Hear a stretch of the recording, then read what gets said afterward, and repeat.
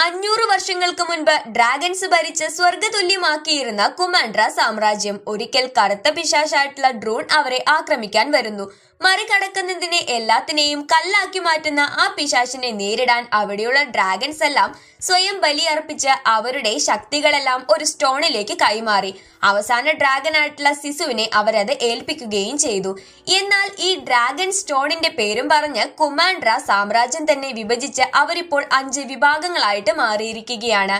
Heart എന്ന വിഭാഗക്കാരാണ് dragon stone സംരക്ഷിച്ചു വരുന്നത്. ഇപ്പോൾ ഡ്രാഗൺ സ്റ്റോൺ ഇരിക്കുന്ന സ്ഥലത്തേക്ക് ഒരു കൊച്ചു പെൺകുട്ടിയും അവളുടെ പെറ്റായിട്ടുള്ള ടുക്ടുക്കും കൂടി വന്നിരിക്കുകയാണ്.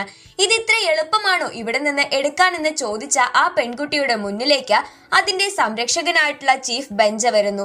നിനക്കത് തൊടാൻ കൂടി ഞാൻ സമ്മതിക്കില്ല എന്ന് അദ്ദേഹം പറഞ്ഞ് അവളെ തോൽപ്പിക്കുന്നു. എന്നാൽ ശരിക്ക് ആ പെൺകുട്ടി ബെഞ്ചയുടെ മകളായിട്ടുള്ള റായയാണ്. ഹാർട്ട് വിഭാഗത്തിൽ ഇനി അവളാണ് ഇതിന്റെ സംരക്ഷണം ഏറ്റെടുക്കേണ്ടത്. അപ്പൊ അതിനു വേണ്ടിയിട്ടുള്ള പരീക്ഷയാണ് ബെഞ്ച ഇവിടെ നടത്തിയിട്ടുണ്ടായിരുന്നത്. ബാക്കി എല്ലാവരെയും അപേക്ഷിച്ച് നോക്കുമ്പോൾ ബെഞ്ച ഒരു പാവമായിരുന്നു. വളരെ സമാധാനവും ശാന്തതയും ആഗ്രഹിക്കുന്ന ഒരാൾ. അതുകൊണ്ട് തന്നെ ഇതുവരെ ശത്രുക്കളായി ജീവിച്ചിരുന്ന കുമാൻഡ്രയിലെ ബാക്കി വിഭാഗക്കാരെ ഒന്നിച്ച് വിളിച്ചു ചേർത്ത് വീണ്ടും കുമാൻഡ്ര സാമ്രാജ്യം കെട്ടിപ്പടുക്കാനായി ആഗ്രഹിക്കുകയാണ് അയാൾ. ഈ ഹാർട്ട് കൂടാതെ ഫാങ്, സ്പൈൻ, ടേലർ, ടെയിൽ എന്നുള്ള 5 വിഭാഗമാണ് ഇവരിൽ ഉണ്ടായിരുന്നത്. അങ്ങനെ അവരെ എല്ലാവരെയും നമ്മുടെ ബെഞ്ച വിരുന്നിനായിട്ട് വിളിച്ചപ്പോൾ അവരാരും തന്നെ വീണ്ടും കുമാൻഡ്ര സാമ്രാജ്യം ഒരുമിപ്പിക്കാനായി തയ്യാറല്ലായിരുന്നു. അവർക്ക് എല്ലാവർക്കും ആവശ്യം ആ ഡ്രാഗൺ സ്റ്റോൺ ആണ്. ആ സമയത്താണ് ഫാങ് വിഭാഗത്തിൽപ്പെട്ട ഒരു കൊച്ചു പെൺകുട്ടി, അവളുടെ പേര് നമേരി എന്നാണ്, അവിടുത്തെ ചീഫിന്റെ മകൾ.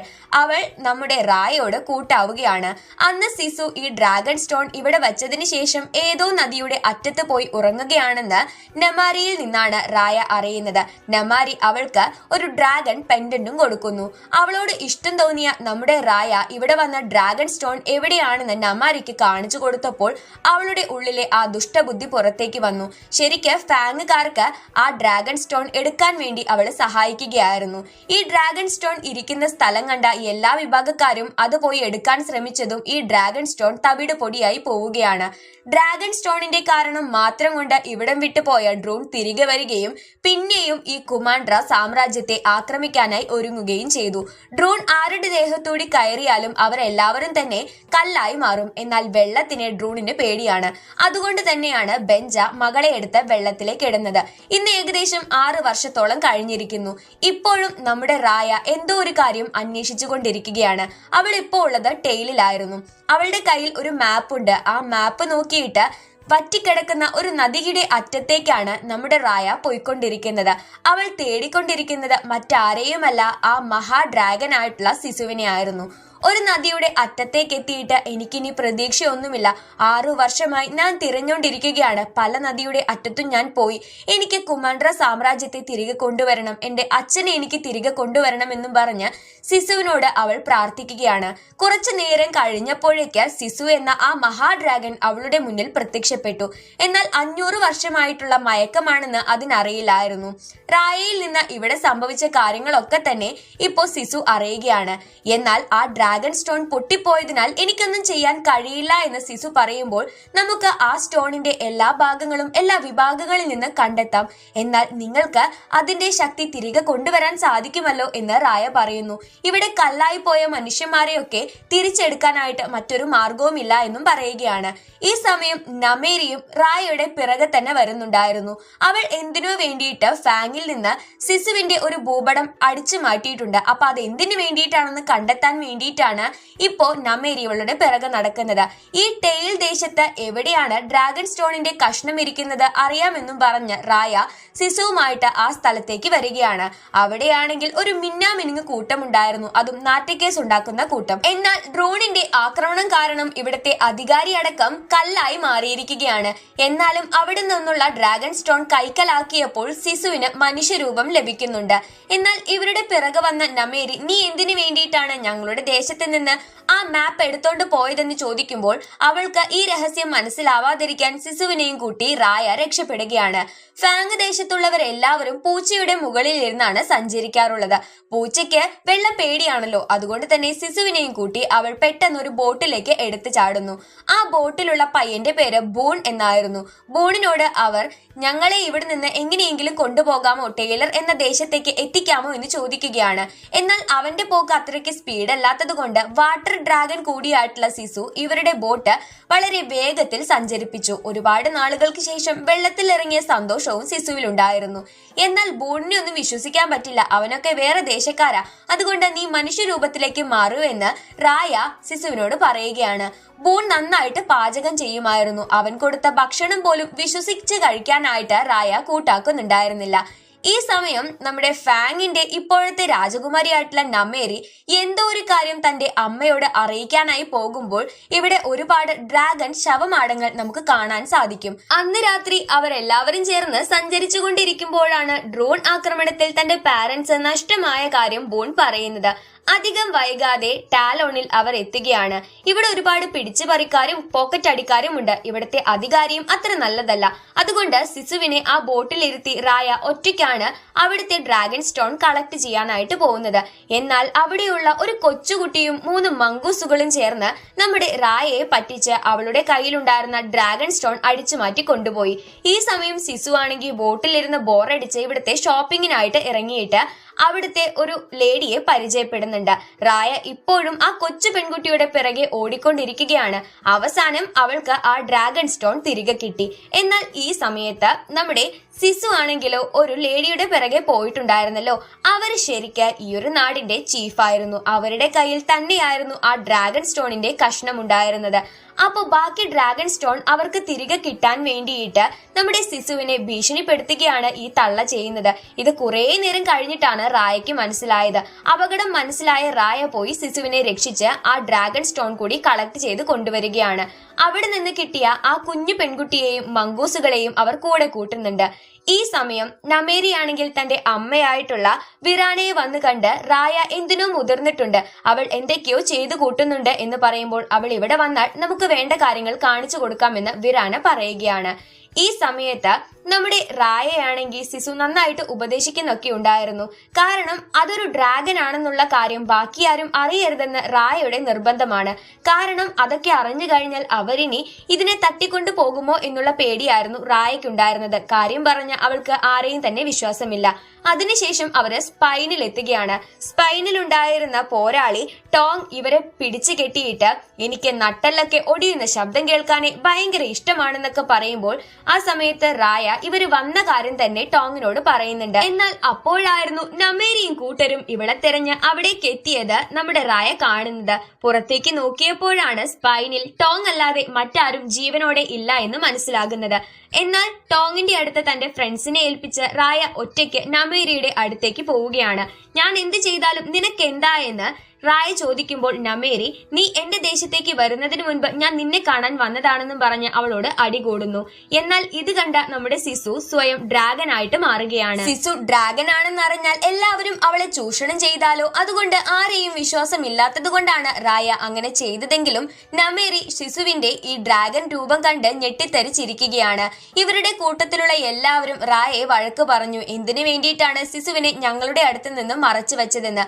അവരുടെ യഥാർത്ഥ രൂപം അറിഞ്ഞ എല്ലാവരും ചേർന്ന് അവരുടെ പക്കലുള്ള ഡ്രാഗൺ സ്റ്റോണുകൾ സിസുവിന് കൈമാറിയപ്പോൾ ആ സ്റ്റോണുകളിലുള്ള തന്റെ സഹോദരങ്ങളുടെ ശക്തി കൂടി സിസുവിന് ലഭിക്കുകയാണ്.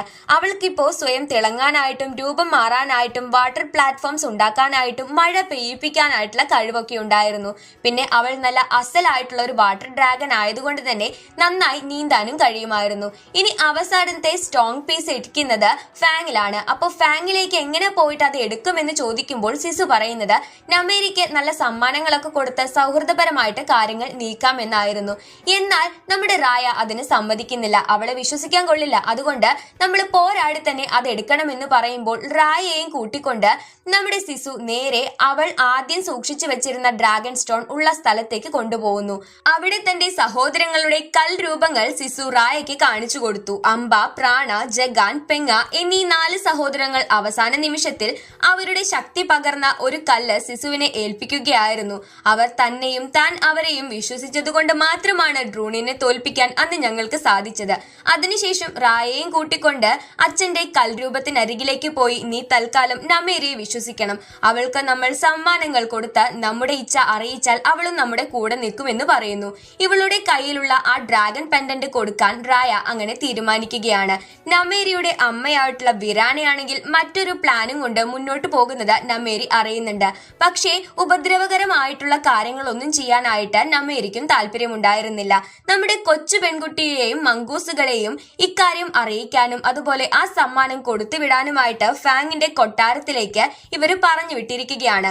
നമേരിക്ക് ഈ സമ്മാനം കണ്ടപ്പോ തന്നെ അത് റായ അയച്ചതാണെന്ന് മനസ്സിലായി. അങ്ങനെ റായ ഇവിടെ നിന്ന് നേരെ നമേരിയെ കാണാനായിട്ട് പോകാൻ നിൽക്കുന്നു. അവൾ എല്ലാ കാര്യങ്ങളും വിശ്വസിച്ച് നമ്മുടെ കൂടെ നിൽക്കുന്നുവെങ്കിൽ മാത്രം സിസുവിനോട് അടുത്തേക്ക് വരാനായിട്ടും റായ പറഞ്ഞിരുന്നു. അങ്ങനെ നമേരി അവരുടെ കയ്യിലുള്ള ആ ഡ്രാഗൺ സ്റ്റോൺ പീസ് വെച്ച് റായക്കരികിലേക്ക് വന്നു. അവൾ ആദ്യമൊക്കെ നല്ല രീതിയിൽ സംസാരിച്ചെങ്കിലും ഇസുവിനെ കണ്ടപ്പോൾ അവളുടെ ഭാവം മാറുകയാണ്. എന്നിട്ട് ഈ ഡ്രാഗൺ പീസുകളും അതുപോലെ ഈ ഡ്രാഗനെയും എനിക്ക് വേണമെന്ന് പറയുമ്പോൾ സിസു ആണെങ്കിൽ അവളോട് പിന്നെയും നല്ല രീതിയിൽ സംസാരിച്ച് കാര്യങ്ങൾ തീർപ്പാക്കാൻ നോക്കുകയാണ്. പെട്ടെന്നായിരുന്നു നമേരിയുടെ കയ്യിൽ നിന്ന് ഒരു അമ്പ് സിസുവിന്റെ ദേഹത്തേക്ക് കൊള്ളുകയും അത് മരിച്ചു പോവുകയും ചെയ്യുന്നത്. വാട്ടർ ഡ്രാഗൺ കൂടി ഇല്ലാതായതോടുകൂടി കമാൻഡ്രയിലുള്ള മുഴുവൻ ജലവും വറ്റി വരളുകയാണ്. ഇതെല്ലാം നിന്റെ കുഴപ്പം കൊണ്ടാ സംഭവിച്ചേ എന്ന് പറഞ്ഞ് റായ നമേരിയുമായി ഫൈറ്റ് ചെയ്തുകൊണ്ടിരിക്കുമ്പോൾ അവളുടെ കൂടെ വന്ന എല്ലാവരും കയ്യിലുള്ള ഡ്രാഗൺ പീസസുകൾ കൊണ്ട് ഡ്രോണിൽ നിന്ന് ഫാങ്ങിലെ ആൾക്കാരെ സംരക്ഷിക്കുകയും അവരെ കൂടെ ഇവരുടെ കൂട്ടത്തിലേക്ക് ചേർക്കുകയും ചെയ്യുന്നു. അപ്പോഴാണ് നമേരി റായയോട് പറയുന്നത്, ഇത് ഞാൻ മാത്രമല്ല നിന്റെയും കൂടെ കുഴപ്പം കൊണ്ട് സംഭവിച്ചതാണ്.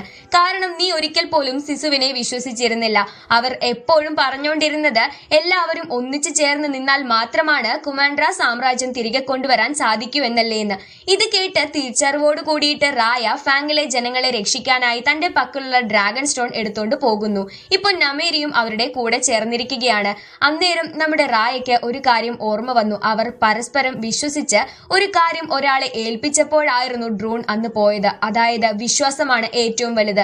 അങ്ങനെ സ്വയം കല്ലായി മാറാനായി തീരുമാനിച്ച് തന്റെ കയ്യിലുള്ള ഡ്രാഗൺ സ്റ്റോൺ നമേരിയെ റായ ഏൽപ്പിക്കുകയാണ്. അത് കണ്ടുകൊണ്ട് ബാക്കിയുള്ള എല്ലാവരും, അതായത് ബൗണും ടോങ്ങും അതുപോലെ തന്നെ ആ കുഞ്ഞിപ്പെണ്ണും എല്ലാവരും ആ ഒരു ഡ്രാഗൺ സ്റ്റോൺ നമേരിക്ക് കയ്യിൽ കൊടുത്ത് സ്വയം കല്ലായി മാറുന്നു. ഡ്രാഗൺ സ്റ്റോണുകളെല്ലാം തന്നെ തിരികെ കൂട്ടിച്ചേർത്ത് വെച്ച നമേരിയും അവരുടെ കൂടെ ചേരുകയാണ്. അങ്ങനെ എല്ലാവരും കല്ലായതിനു ശേഷം പതിയെ ആ ഡ്രോൺ ഇവിടെ നിന്ന് ഇല്ലാതാവുകയും ആ പൊട്ടിപ്പോയ ഡ്രാഗൺ സ്റ്റോണിൽ നിന്ന് ഒരു തിളക്കം ലോകത്തെ വന്ന് മൂടുകയും ചെയ്യുന്നു. പെട്ടെന്നായിരുന്നു അവിടെ മുഴുവൻ മഴ പെയ്തത്. വറ്റി വരണ്ടു പോയ ജലനീരുറവ വീണ്ടും തിരികെ വന്നിരിക്കുകയാണ്. കല്ലായി പോയിരിക്കുന്ന മനുഷ്യന്മാരൊക്കെ തന്നെ തിരികെ വന്നിരിക്കുന്നു. ഇതെല്ലാം കണ്ട് കുമാൻഡ്രയിലെ ജനത, കാരണം ഇപ്പൊ അവിടെ വിഭാഗങ്ങളില്ല, കുമാൻഡ്ര എന്നുള്ള ഒരു ഒറ്റ സാമ്രാജ്യം മാത്രമാണ്. ജനത എല്ലാവരും കൂടി സന്തോഷിക്കുന്നു. എന്നാൽ ഇവരെ അതിശയിപ്പിച്ചുകൊണ്ട് മറ്റൊരു കാര്യം കൂടി അവിടെ നടക്കുകയുണ്ടായി. എന്നോ മൺമറഞ്ഞു പോയ ആ മാന്ത്രിക ഡ്രാഗണുകൾ തിരികെ വന്നിരിക്കുകയാണ്. അവരുടെ ഇടയിൽ സിസുവിനെ കണ്ട റായ ഒരുപാട് സന്തോഷിച്ചു. സിസു റായയോട് വന്ന്, നിനക്ക് ഞാൻ പറഞ്ഞതിന്റെ അർത്ഥം മനസ്സിലായതിൽ എനിക്ക് ഒരുപാട് സന്തോഷമുണ്ട്. ഇവിടെ ഇനി കുമാൻഡ്ര എന്നുള്ള ഒരു ഒറ്റ സാമ്രാജ്യം മാത്രമേ ഉള്ളൂ, മറ്റ് വിഭാഗങ്ങൾ ഒന്നുമില്ല എന്ന് പറഞ്ഞ് അവരെ ചേർത്ത് പിടിക്കുകയാണ്. ഇവർ ഒറ്റയ്ക്കൊറ്റയ്ക്കായി പോയവരെല്ലാവരും തന്നെ അവരുടെ കുടുംബങ്ങളിലേക്ക് തിരിച്ചു മടങ്ങുന്നുണ്ട്. അതുപോലെ തന്നെ നമ്മുടെ റായയും കല്ലായി പോയ അവളുടെ അച്ഛനെ പോയി നോക്കുകയാണ്. അദ്ദേഹം ഉണർന്നിരിക്കുന്നു. റായ അച്ഛന്റെ പക്കലേക്ക് എത്തിയതും സിസു അവരുടെ അരികിലേക്ക് വരുന്നു. നിങ്ങളുടെ മകളെ ഓർത്ത് നിങ്ങൾക്ക് അഭിമാനിക്കാമെന്ന് സിസു പറയുകയാണ്. കൂടാതെ അവൾ ഒരുപാട് കൂട്ടുകാരെ കൂട്ടിക്കൊണ്ടാണ് ഇവിടേക്ക് വന്നിരിക്കുന്നതെന്ന് പറയുമ്പോഴാണ് ഈ ഹാർട്ട് വംശത്തെ കാണാനായി ബാക്കി 4 വംശക്കാരും അവിടേക്ക് വന്നിരിക്കുകയാണ്. അതായത് കുമാൻഡ്ര സാമ്രാജ്യം വീണ്ടും സന്തോഷത്തോടെയും സമാധാനത്തോടെയും സ്വർഗതുല്യമായി ജീവിക്കാൻ പോകുന്നു എന്നുള്ളൊരു സീൻ കാണിച്ചുകൊണ്ടാണ് 2019 റിലീസായിട്ടുള്ള Raya and the last dragon എന്ന ഈ സൂപ്പർ ഹിറ്റ് സിനിമ അവസാനിക്കുന്നത്. ബാക്കിയുള്ള ഡിസ്നി മൂവീസിനെ അപേക്ഷിച്ച് റായ ആൻഡ് ദ ലാസ്റ്റ് ഡ്രാഗൺ എന്ന ഈ ഒരു സിനിമയുടെ പ്രത്യേകത, സാധാരണ ഡിസ്നി മൂവീസിൽ ഒരു ഡയലോഗ് കഴിഞ്ഞ ഒരു പാട്ട് അത് നിർബന്ധം. പക്ഷെ ഈ ഒരു സിനിമയിൽ അങ്ങനെയല്ല. നല്ല രീതിയിൽ സ്റ്റോറി എങ്ങനെ മുന്നോട്ട് കൊണ്ടുപോകാമോ എന്ന് മാത്രമാണ് ഇതിന്റെ അണിയറ പ്രവർത്തകർ നോക്കിയിട്ടുള്ളത്. അതുകൊണ്ട് തന്നെ നല്ല തീം ഫ്രണ്ട്ലി ആയിട്ടുള്ള ഒരു മൂവി ആയിട്ട് നമുക്ക് ഒട്ടും തന്നെ ലാഗിംഗ് ഇല്ലാതെ ബോറടിക്കാതെ കണ്ടിരിക്കാൻ പറ്റിയിട്ടുള്ള ഒരു സിനിമയാണ്. കൊച്ചുകുട്ടികൾക്കും മുതിർന്നവർക്കും ഒരുപോലെ വൃത്തിയായിട്ടുള്ള ഒരു 1.5 മണിക്കൂർ റണ്ണിങ് ടൈം വരുന്ന ഒരു സൂപ്പർ സിനിമ. ഇതിലെ മെയിൻ ആയിട്ടുള്ള തീം എന്ന് പറയുന്നത് വിശ്വാസം. അത് തന്നെയാണെല്ലാം അല്ലെ. നമ്മുടെ സിസു പറഞ്ഞു കൊടുത്തൊരു കാര്യമാണ്, നമ്മൾ പരസ്പരം വിശ്വസിക്കാനായിട്ട് പഠിക്കണം. നമ്മളെ ചതിച്ചിട്ടുള്ള ഒരുപാട് പേരുണ്ടായിരിക്കും, എന്നാലും ആ ഒരു കണക്ക് വെച്ച് നമ്മളെ ലോകത്തെ മുഴുവൻ അവിശ്വസിക്കണം എന്നില്ലല്ലോ. അതുകൊണ്ട് പരസ്പരം വിശ്വസിച്ചാൽ മാത്രമാണ് നമുക്ക് പല കാര്യങ്ങളും നേടിയെടുക്കാനായി സാധിക്കുകയുള്ളൂ. ഇനി അവൻ എന്റെ കൂടെ നിൽക്കുവോ അങ്ങനെ ശങ്കിച്ച് ഒരാളുടെ കൂടെ നമ്മൾ നിൽക്കുകയാണെങ്കിൽ ആ ഒരു അവിശ്വാസം കൊണ്ട് തന്നെ നമ്മൾ തോറ്റുപോകും. സോ അതില്ലാതിരിക്കാൻ വേണ്ടിയിട്ട് നമ്മൾ ചെയ്യുന്ന കാര്യങ്ങളിലും നമ്മുടെ കൂടെ നിൽക്കുന്നവരിലും വിശ്വാസം ഉണ്ടായിരിക്കണം. സോ അത്രയ്ക്ക് നല്ലൊരു തീം അല്ലെങ്കിൽ ഒരു ഗ്രൂപ്പ് വർക്ക്, ഒരു ടീം വർക്ക് അതൊക്കെ കാണിച്ചു തരുന്ന നല്ലൊരു സിനിമയാണിത്. നല്ല ഫീൽ ഗുഡ് ആയിട്ടുള്ള ഒരു സിനിമ എന്നൊക്കെ പറയാം. അപ്പൊ ഇന്നത്തെ ഈ ഒരു മൂവി കൂട്ടുകാർക്ക് ഇഷ്ടപ്പെട്ടു എന്ന് വിചാരിക്കുകയാണ്. ഇഷ്ടപ്പെട്ടിട്ടുണ്ടെങ്കിൽ തീർച്ചയായിട്ടും ലൈക്ക് ചെയ്യണം. ചാനൽ സബ്സ്ക്രൈബ് ചെയ്യാതെയോ ആദ്യമായിട്ട് നമ്മുടെ ചാനൽ കാണുന്നതോ ആയിട്ടുള്ള കൂട്ടുകാരുണ്ടെങ്കിൽ എന്നും പറയുന്ന പോലെ തന്നെ ചാനൽ ഒന്ന് സബ്സ്ക്രൈബ് ചെയ്ത് തൊട്ടടുത്ത് കാണുന്ന ബെല്ലൈക്കൺ കൂടി എനബിൾ ചെയ്യാട്ടോ. പിന്നെ നമുക്ക് മെയിൻ ആയിട്ടുള്ള ഒരു കാര്യം പറയാനായിട്ടുള്ളത്, നിങ്ങൾക്ക് ഏത് കാറ്റഗറി മൂവീസ് ആണ് കേൾക്കാൻ താല്പര്യം ജസ്റ്റ് അതൊന്ന് കമന്റ് ചെയ്യുകയാണെങ്കിൽ നമ്മൾ ഇനി മൂവീസ് സെലക്ട് ചെയ്യുമ്പോൾ അത്തരത്തിലുള്ള മൂവീസ് സെലക്ട് ചെയ്യാന്ന് വിചാരിക്കുകയാണ്. ഈ അടുത്ത് ചെയ്യുന്ന സിനിമകളൊക്കെ തന്നെ നിങ്ങൾക്ക് ഇഷ്ടപ്പെടാഞ്ഞിട്ടാണോ അതോ നിങ്ങൾക്ക് സമയമില്ലാത്തത് കൊണ്ടാണോ നിങ്ങൾ കാണാത്തത് എന്ന് അറിയുന്നില്ല. നിങ്ങൾക്ക് ഏത് കാറ്റഗറി മൂവീസ് ആണ് കാണാൻ താല്പര്യമെങ്കിൽ ജസ്റ്റ് അതൊന്ന് കമന്റ് ചെയ്താൽ മതി. നമ്മൾ ആ ടൈപ്പ് മൂവീസ് സെലക്ട് ചെയ്തിട്ട് നിങ്ങളുടെ മുന്നിൽ കൊണ്ടുവരുന്നതായിരിക്കും. അപ്പോൾ നിങ്ങളുടെ അഭിപ്രായങ്ങളും നിർദ്ദേശങ്ങളും എല്ലാം തന്നെ കമന്റ്സ് ആയിട്ട് അറിയിക്കുക. അടുത്തൊരു അടിപൊളി മൂവി ആയിട്ട് നമുക്ക് വീണ്ടും കാണാം. അതുവരേക്കും ബൈ.